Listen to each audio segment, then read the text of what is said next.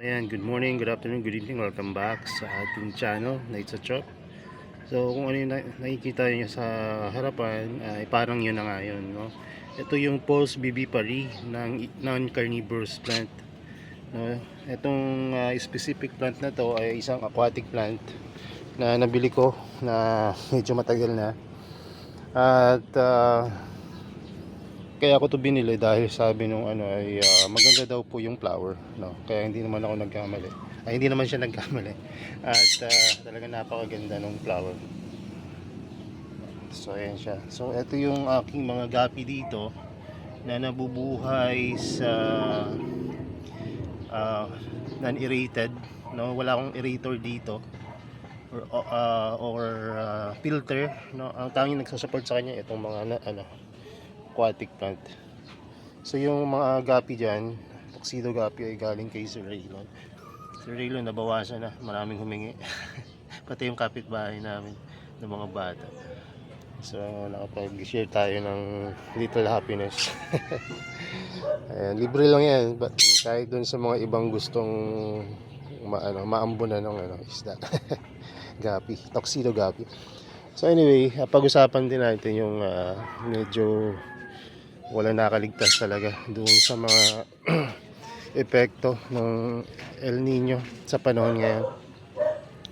Kahit tayo dito ay kagahapon nung may nag-walk-in, actually po ayoko pa nga sanang magkaroon ng walk-in kasi nga napaka-busy kahapon at maaga rin ako umalis, pero buti na lang nag-walk-in sila. Kasi kung hindi ko mapapansin na itong mga hindi naka-train ng ayos, no, ay matutuyo pala. So ito, natuyo to kahapon yung media niya. Talagang kahit na nandito sa lakakit lang namin, nagdilig agad ako kasi alam ko yung mangyayari kung hindi ko matidilig within that hour. Itong mga plants na to talagang malalanta. So at least kahapon napatunayan natin na ngayon mahalaga talaga naka-water tray yung ating mga halaman. Etong mga to i-water tray ko bago tayo bumaba ngayon. Dahil etong mga to mukhang naka-water tray yan, pero yung kanyang plastic ay naka-fold, no, para mag-leak lahat ng water na nasa tray. So parang hindi naka-water tray yan kasi may butas na malaki. Lahat ng mga halaman na mula doon hanggang dito ay ganun yung setup. So kaya ngayon tatanggalin natin yung tawag dito, ayusin natin yung water tray, no? At meron pala akong isang sekreto na hindi na magiging sekreto dahil sasabihin ko sa inyo. Hindi mo na kami magbebenta ng all green giant kasi parang mali yung naibigay sa amin na IT, no? Magandang balita lang kasi mukhang yung naibigay grupo ng mga variegated, kaya hindi mo muna kami magre-release neto kasi hindi natin alam, baka marong ID tayo. Ayun, variegated lahat. Saan ba ito? Ayun, puti lahat tapos saan na dyan puti yung mga traps, may mga puting traps. Ito pa kasi sabi ko baka lang dahil sa travel kaya namuti, pero hindi may bagong symbol dito. Ayan puti. So hindi muna tayo mag-out na ito, baka kung ID itong all green, baka nabuhusan to ng gamma liquid. Hindi natin joke lang. Kasi nira-radiation talaga yan yung mga halaman na variegated, no? Ay hindi lahat, no? Marami daw ibang paraan, no? Yung pagka-radiation, paglalagay na basta kung ano-ano, no? So baka kung anong nalalagay dyan. So ito kahapon, ito yung casualties natin. Kung tatandaan nyo, meron na tayong mga namatay na mga broadleaf, pero hindi lahat. Yan, may ilan lang, which is very manageable. Nagdilig dito si Mrs. at sabi ko lagyan niya na ng tubig. Hindi pwede yung tulad ng dati na pa-mist-mist lang. Kailangan ay ano na, kumbaga naka-tray na talaga sila. So ito yung mga naging casualties kahapon. Ayun, lahat yan lanta nung pumunta dito, yung magpipick ay nag-walk in. At kala ko dito sa Alba ay walang napahamak, pero ayan sunog rin yung dulo, pero walang nalanta sa kanya totally. Dito talaga lantan-lanta to kahapon. Kaya nga ako dahil walking sila biglang may mga alaman na lanta. So grabe talaga yung init. Kaya sabi ni Mrs. ibaba ko daw. Sabi ko naman baka naman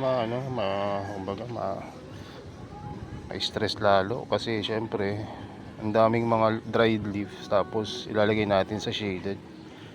So baka manibago, lalong matunaw. Kasi kung shaded, 'di ba? Tapos maraming dried leaves, ano nangyayari? Ayan, algae, fungus. So I decided na iwan sila dito kung saan sila nakalagay kasi para hindi na sila manibago sa pwesto. At sa tingin ko kakayanin naman kasi tingnan nyo yung new growth, araw-araw naman may new growth yan, so possible na mabubuhay pa naman talaga. So hindi nga lang tayo makapag-release muna ng mga kapensis na narrow dahil walang maganda. Tapos sa broad meron, may maganda sa broad, may maganda sa Alba. Sa narrow red may mga nakikita ako, kaya lang ayokong i-out na ito maganda. Sige, tingnan natin, meron pa namang ilan. So tingnan nyo rin tong si si Joe kung ano nangyari. Ang ganda, bukang buka, nakaliyad na. Tapos nakapulsa na sila biohazards.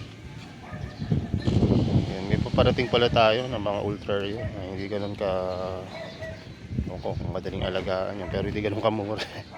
Kaya kahit ako medyo na-challenge, kumbaga parang na bumabahag yung buntot ko kasi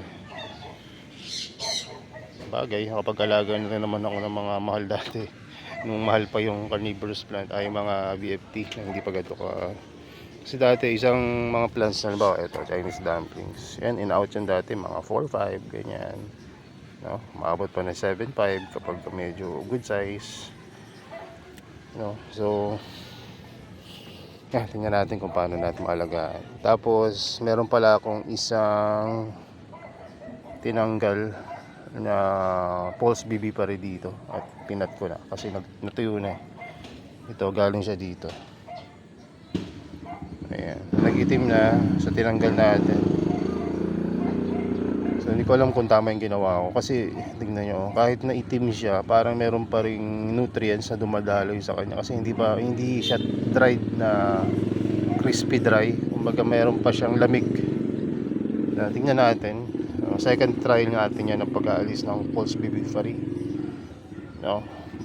So yun lang, hindi ko na masyado pahabain yung video at tumingilit na rin dito sa tinatatayo ang so ang ano lang natin ngayon, i-water train nyo yung mga plants nyo, obserbahan nyo kung kailangan nyo mag-add ng water or kung tsaka na ang isang lang tip ko sa inyo, water tray dalawin nyo ng mas madalas para hindi mahuli ang lahat tulad ng mangyayari o nangyari kahapon.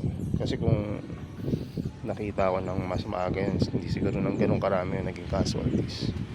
Pero thankful pa rin ako dahil hindi naman, kumbaga sinadya namin dami ng halaman ko dito. Yung banda dun sa dulo, yung mga, alam nyo na yun, yung mga nasa dulo na parte ng growing area, ayun yung mga neglect na mga plants. So i-check nyo palagi yung mga dulo-dulo. Ilang beses na ako nadala niyan. Last year ganun din, yung mga nasa dulo ng mga plants, mga nepenthes ko. Yun, nadali kahit yung nepenthes gaya ko dati, di ba? Unkillable plants yan na consider sa ating mga hobby, pero nakapatay ako ng nepenthes gaya last year. dahil sila yung nasa dulo at napabayaan ko, na-neglect. Ayan. Tapos yung mga ano nyo pala, ipapalala mo mamayang hapon na natin isabay-sabay kasi ang init ngayon, kawawa yung mga halaman at kawawa yung rider. So hapon, padala natin yung mga nandito naman ito yung order ng isa, yung ex-hookeriana. Tapos yung order naman nung dapat kahapon nakapak natin. Pero ito yung magkasabay mamaya. 1 tray of sphagnumos, tapos isang poro minor and Sarracenia purpurea venosa bar montana. Ang dami nating white pot ngayon. And so yung mga gustong bumili, marami sa Shopee niyan, pero hindi ako nagbebenta. Nagbebenta ako nung potted na may laman ng sphagnum at alaman. So yun lang, at God bless sa inyo lahat. Ingatan natin yung mga plants natin ngayon, lalo na yung ating sarili. Drink a lot of water, huwag magpa-araw ng gusto, dahil yung halaman nga na nagpo-photosynthesize nadadali tayo po kaya. Pati itong air plant ni Macy's nakababad sa tubig, pero mamaya iaangat niya yan at isasampay tulad ng mga dabahan dito. Ayan, galing manggalaga niya ng misis ko ng air plants. Lalaki yan, maliit lang yan nung dumating dito, gatiting. So yun lang, pahinga muna tayo dito. God bless and bye bye.